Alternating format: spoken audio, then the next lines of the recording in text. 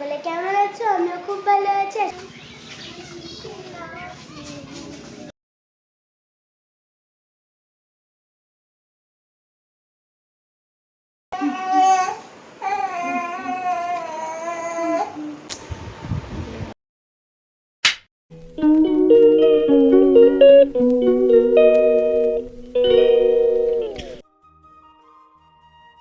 আমাদের মতন যারা ছোট বাচ্চাদের মা আছো তাদের জীবনটা মানে এখন এমন অবস্থা হয়েছে, একদম ছোট বেবিদের মায়েদের জন্য বলছি কথাটা, তারা হয়তো রিলেট করতে পারবে যে আমরা নিজেদের প্ল্যান মতন কোনো কিছুই করতে পারি না। আমাদের চলতে হয় পুরোপুরি আমাদের ওই ছোট্ট পুচকেটার প্ল্যান অনুযায়ী।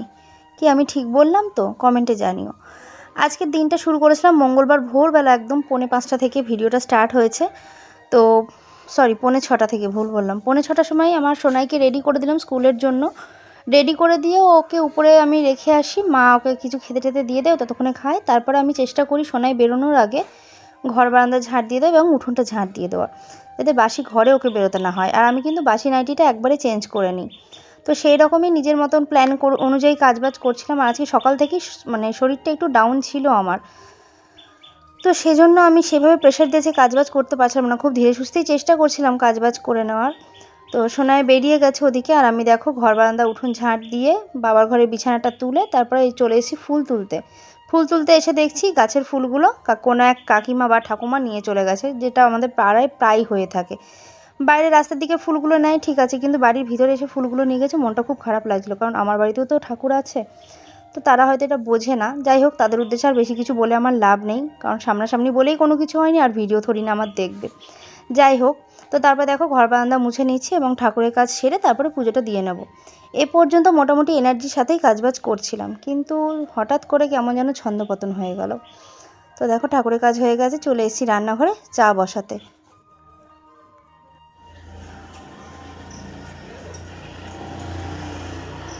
Hello everyone, good morning. আদাটা ছেঁচে নিই। গুড মর্নিং বন্ধুরা, কেমন আছো সকলে? আশা করছি সকলেই ভালো আছো, সুস্থ আছো। আমরাও বেশ ভালো আছি। আজ অনেক দিন পরে এই ব্যাকগ্রাউন্ড থেকে ভিডিও স্টার্ট করলাম। এটা কোথায় চিনতে পারছো? আমার নিচের রান্নাঘর। যারা দীর্ঘ 4 বছর ধরে আমার ভিডিও দেখছো তারা নিশ্চয়ই জানবে, আমি বেশিরভাগ ভিডিও আমার স্টার্ট হতো আমার এই রান্নাঘর থেকে। তো আজকেও সেটাই করলাম, এই রান্নাঘর থেকে ভিডিও স্টার্ট করলাম। মনে হলো একটু পুরোনো দিনটাকে ফিরিয়ে আনার চেষ্টা করি। চা বসিয়েছি, চাটাই করছি, তাই যে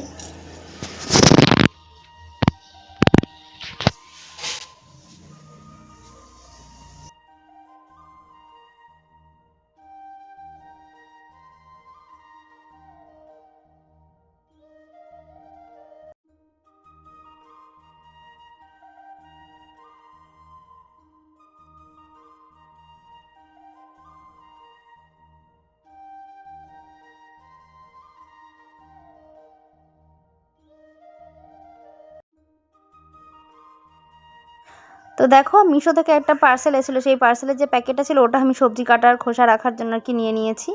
তো আমার একটা ছিল, কিন্তু আমার তুতুন বুড়ি সেটাকে নষ্ট করে ফেলেছে, যে কারণে আমি আবার এটা কাটলাম। এটা একটু মোটা ছিল। আর দেখো তুতুন তোমাদের সাথে গল্প করবে এখন। আমি তো ভয়েসটা দিলাম না, আর আমার ভয়েস দেওয়ার সাথে সাথে দেখতেই পাচ্ছ তুতুনও ভয়েস দিচ্ছে। আমি যদি সাউন্ডটা দিতাম দেখতে তুতুন এখানে কি করছিল। যাই হোক, তো সবজিটা কেটে নিচ্ছি। আর অনেক রকম সবজি নিয়ে আসলাম, কিন্তু রান্না করব শেষে ডিসাইড করলাম যে ছোলা রয়েছে, তো ছোলা দিয়ে পেঁপে আলু কুমড়ো দিয়ে একটা তরকারি করি, যাতে মানে রুটি দিয়ে ভালো খাওয়া যায়। তো হিং আর জিরে ফোড়নে আমি ওই ছোলা দিয়ে পেঁপে আর কুমড়ো দিয়ে আলু দিয়ে তরকারিটা করছি। আর তার সাথে করব হচ্ছে দুপুরে রান্না বান্না কী করব এখন পর্যন্ত কিছু জানি না, মানে মাছ টাছ তো কিছু না কিছু আজকে হবে, যেহেতু আজ মঙ্গলবার। তো সেজন্য আর সকালের দিকে সেরকম কিছু করিনি। আমি জানছি যে রুটি তরকারি করি, তারপরে যেটা হবে সেটা দেখা যাবে। তো এ পর্যন্তই আমি বললাম সকালের দিক থেকে একটু ডাউন লাগছে, এ পর্যন্ত তাও আমি চলেছি।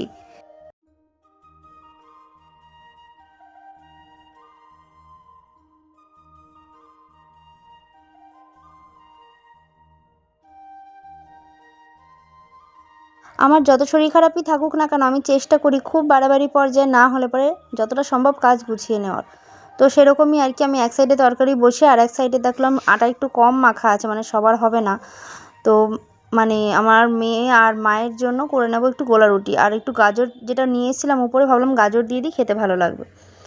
তো তো ওইদিকে আমি ওটাও গুলিয়ে নিলাম, ব্যাটারটা গুলিয়ে রেডি করে নিলাম। ওদিকে লঙ্কা, পেঁয়াজ আর গাজর দিয়ে আর আটা দিয়ে একটা ব্যাটার রেডি করে নিলাম, ওটা দিয়ে করবো গোলা রুটি। আর এদিকে দেখো তরকারিটা একটু নুনটা কম কম হয়েছে, তাই একটু নুন দিয়ে আর একটু ফুটিয়ে নিচ্ছি আর কি। আঙ্কেল আন্টি সকলে কেমন আছো? আমিও খুব ভালো আছি, আশা করি তোমরাও খুব ভালো আছো। দেখো আমার মা এখন কি করছে। এই দেখো ভিডিও করছিস? হ্যাঁ, নতুন একটা জিনিসে। নতুন কিসে? দেখো তুমি কি করছিস দেখি? কি? এই ও ডুয়েল ক্যামেরা অন করেছিস? যাই হোক, এই যে হ্যাঁ দেখাতে পাচ্ছি, আমি নিজে ভুলে গেছি। এই যে এটা আমার সকালের টিফিন। আর আমার সোনাই বাড়ি চলে এসেছে। কখন এসেছিস? এসেছি 9:57 তখন। 9:57। চোখ মুখের অবস্থা দেখে কিছু বুঝতে পারছো?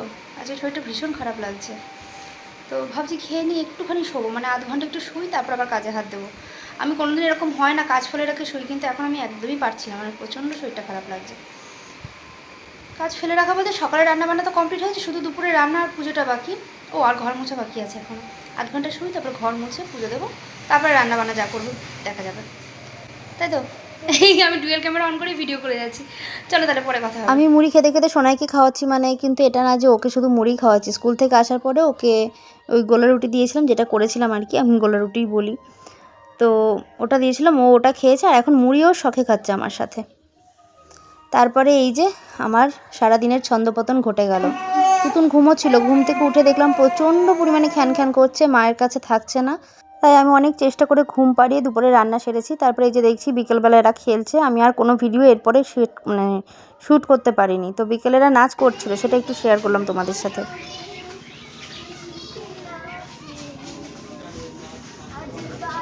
যে কিছুক্ষণ শোবো, তারপরে গিয়ে কাজ করবো। ভিডিও শুরুতে কিছু ক্লিপে তোমরা দেখেছো তুতুন কিন্তু বেশ সুস্থই ছিল, চনমনেই ছিল, কিন্তু হঠাৎ করে ঘুম থেকে ওঠার পরে দেখছি প্রচণ্ড পরিমাণে ওর ঠান্ডা লাগছে আর কি, বুক ঘরঘর করছে, প্লাস নাক দিয়ে এই পড়ছে, জল পড়ছে। তো খুবই বাজে অবস্থা হয়েছিল, কিন্তু আজকে দিনে ডাক্তারও বসছে না। তো ভীষণ মানে খারাপ লাগছিল, নিজেকে ভীষণ হেল্পলেস লাগছিল এই সময়টায়। মা অনেক চেষ্টা করছিল, কিন্তু মায়ের কাছে কোনোভাবেই থাকছিল না। আজকে খারাপ হয়েছে, মানে আমার নিজের শরীরটা আজকে ভালো ছিল না একদম। ভেবেছিলাম রেস্ট নেব, সেই রেস্ট তো কপালে জুটলোই না। উপরন্তু এখনও পর্যন্ত তুতুনকেই সামলে যাচ্ছি। এবার কিছু করার নেই, আমাদের শরীর খারাপ হলে আমরা তো বলতে পারছি, ও তো আর বলতে পারছে না যে ওর প্রবলেমটা কী হচ্ছে। আর তার মধ্যে এখন আবার উপরের ঘরে লো ভোল্টেজ হয়ে গেছে, তাই নিচের ঘরে এসে বাবার ঘরে আর কি বসে রয়েছি। এই নিচের ঘরের ভোল্টেজটা ঠিকঠাক আছে, আমাদের উপর আর নিচের কারেন্ট আলাদা আলাদা আর কি, তো সেই জন্যই আর কি মায়েদের ঘরে রয়েছি। আর এখন বাজে ওই যে কটা, 9:15 বাজে। তুতুন আজকে এখনও ঘুমোয়নি। অন্যান্য দিন এই টাইমে মেয়ে আমার ঘুমিয়ে কাদা।